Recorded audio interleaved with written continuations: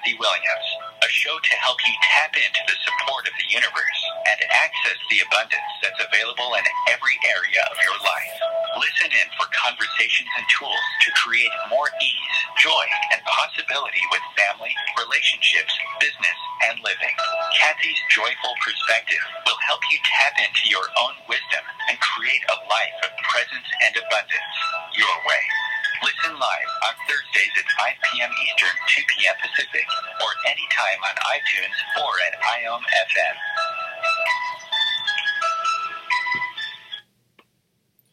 Welcome to Sexy Mom Abundant Life, everyone. This is Kathy Williams, and I'm so excited to be here with you today. In the U.S. today, it is Thanksgiving Day, so happy Thanksgiving, everyone, no matter where you are in the world. A day for gratitude and celebrating our abundance. And if you're familiar with me, you know I love celebrating abundance every day, not just on Thanksgiving. And I think that really shapes an abundant life, your attitude of celebration and your attitude of appreciation. So I know that it gets a little bit stale, this idea of attitude of gratitude, yet it's so true that if we have an attitude that reflects thankfulness, our life starts to brim with things to be thankful for. So today's show is really about taking care of yourself during the holidays, and it was the idea was brought to me by a listener, Stacy. So thank you, Stacy. I adore you. I'm so grateful for each and every one of you, and I love hearing your ideas for shows, for classes, for all the different things. And you can find me at meetkathywilliams.com. And there you can also get a free money rain and create your life exercise. And I'm soon going to change that up so we can get a little something different. So.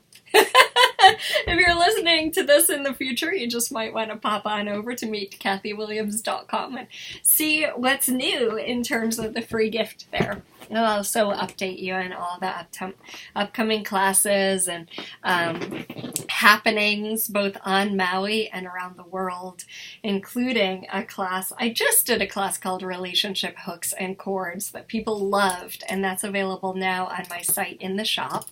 If you have relationship tension, that's such a great thing to check out. And if you have to be around family during the holidays, this just might be something you want to keep in your back pocket, information about relationship hooks and chords and how to clear them. We're also going to be doing, my assistant Jennifer, she pretty much had to push and prod and beg me to do a bunch of relationship classes, but she said, Kathy, you have something really special to offer in this area. And so it's you, right? She works for several people and she's like, it's you. And the next class is the day after Thanksgiving. It's about the jobs that you've taken on in relationship that might actually not be your job, like making people happy or keeping the peace. So if you tend to do that in family gatherings or with other people, you just might want to check that one out too. meetkathywilliams.com /upcoming or /relationships, one or the other. All right. So radical self-care during the holidays, right? Not only during the holidays, but particularly at the busy times, the times when we feel more pressure, the times when we have a lot of, let's say, family around, can be times when self-care goes out the window, right? Because we're taking care of all the other obligations and gift wrapping and events and you name it. So we're going to look at ways to weave self-care into your day, into your week, and into your moments. Because I was thinking about the whole idea of being pressured at the holidays, and pressure is an internal thing. right? Like each person responds to different situations differently.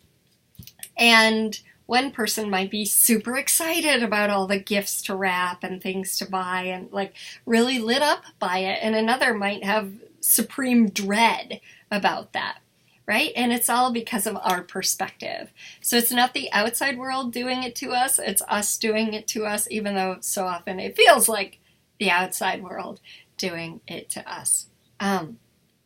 So we kind of see the world, and I love this because yoga philosophy talks a lot about this. We see the world through the lens of our perspective. And if our perspective is that the holidays are a really hard time of year and you know, there's a lot of stress at that time, well, guess what's going to be projected onto our experience? And guess what's going to color our experience? And conversely, if we think, oh my gosh, I love this time of year, I love the music, I love the togetherness and the whole idea of that, then that's going to color our experience too. And I'm not saying that you have to think positively. That's not what I'm saying at all. It's just like, if you're feeling stress, it's time to look at what you're telling yourself and perhaps ask, well, what if that weren't actually true? What's another possibility?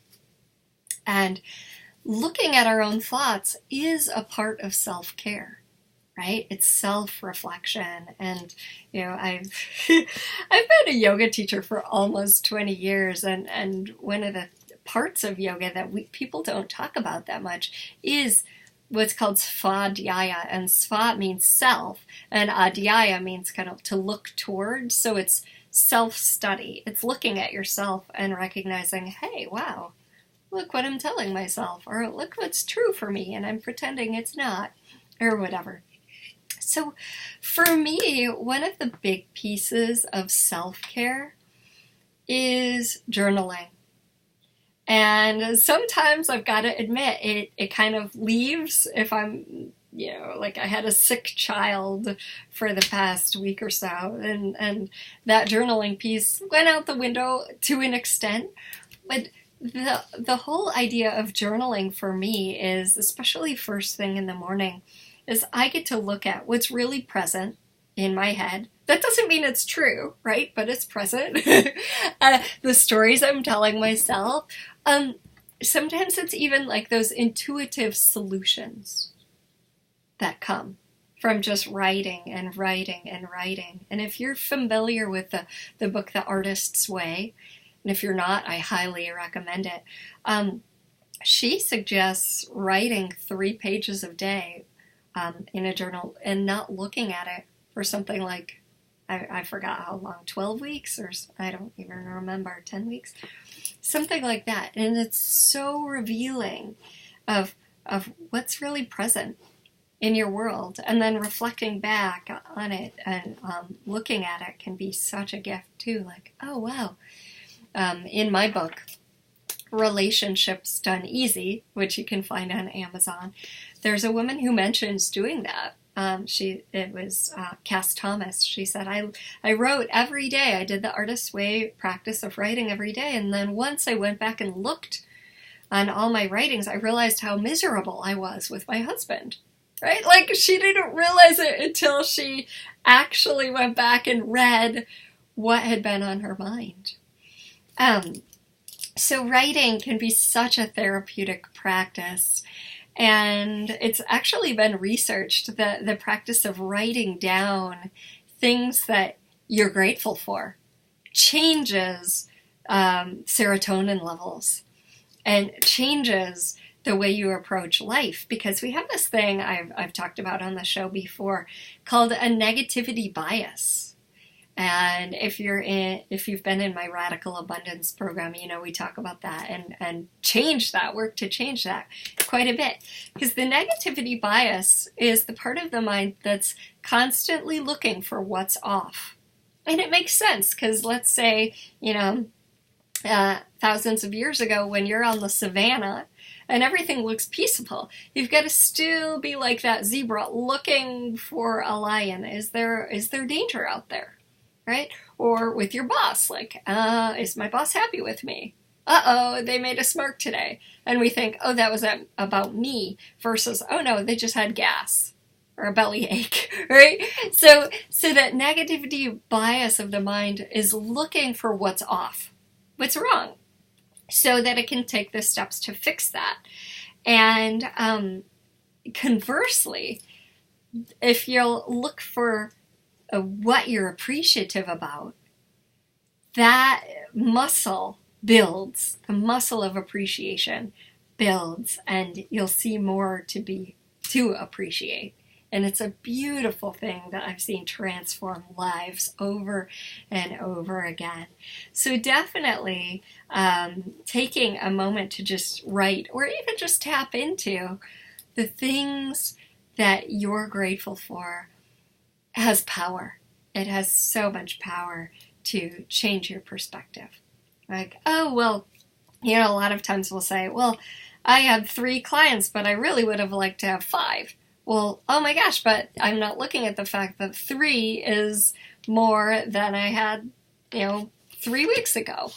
Right? And so just building that appreciation muscle helps you stay in the state of positive vibes, which actually draws more, like attracts like. So you draw more positivity to you.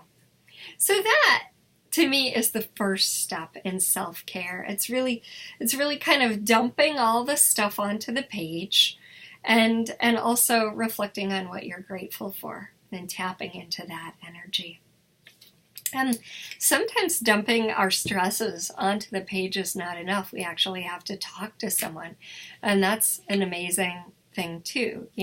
Have the call a friend, the phone a friend program or idea, or having a coach. I've had coaches for years and years, probably almost 20 years now, because it's a space of non-judgment in which I can bounce ideas off and see a new perspective and come to some clarity, which is a huge gift. Or even talk about that stressful person in my life and reframe it and come to some peace around it. So the other really important thing that I'd like to mention before we go to break is remembering that you cannot do it all well. Right? You can't do it all. And a lot of times, during this time of year, there are more parties to go to, there are more people to see, there are more things to do. Maybe we feel like we also want to volunteer, and then I know, as a parent, kids have off school for at least 3 weeks. So it's like compounded stuff. More is added to the schedule. And what I love to remind people is that saying no to something means saying yes to something else, right? So maybe you have all of these things to go, all these different parties to go to, all these events, and maybe a Christmas, concert. Kids are in different things like that, and looking at okay, which ones really light me up? Which ones are going to create greater for my life? And what can I let go of? What can I graciously decline? Maybe it's the party that's an hour away. Actually, last week I declined one that was an hour away. It's just I would so love to go, and it's not going to work for me this time. So we automatically, by letting go of one thing, we are saying yes to something else, whether that something else is more solitude or a quiet moment at home with the family or whatever it is. We're saying no to something so we can say yes to what we value even more. And the thing is, a lot of us are in relationships in which it's a little bit more complex than, oh, well, I don't want to go to my husband's Christmas party. And what will it create if I do that? Oh, yeah, that's important to him. So I'll go, right? That's going to actually create more for us. So I'll go. Or I don't want to fly across or drive across the country to go to this family gathering. And what's it going to create if I do? I remember Simone Milasas, who's the founder of Joy of Business, saying there was one holiday, I think it was Christmas, she did not want to go see her family. She would much rather have been with her friends, and she voiced that loud and clear, and yet it was very palpable to her that she needed to go to her family's gathering. And then I think it was her father died the next year, so that was her last Christmas with him. And so following that awareness, even if it might not actually be what you would choose wholeheartedly, following your awareness of what is going to create the greatest life, and tapping into that and choosing that and letting some of the other stuff fall away. Because part of the name of the game is approaching this season with presence. And if we're just so scattered and full of things to do, then we can't truly enter it with the presence that we could have available to us. So looking, maybe even writing down and looking at, okay, what are all the things I have scheduled, and now what can I say no to so I can say yes to more peace? Thanks so much for listening to Sexy Mom Abundant Life, everyone. I'll be back in just a few minutes.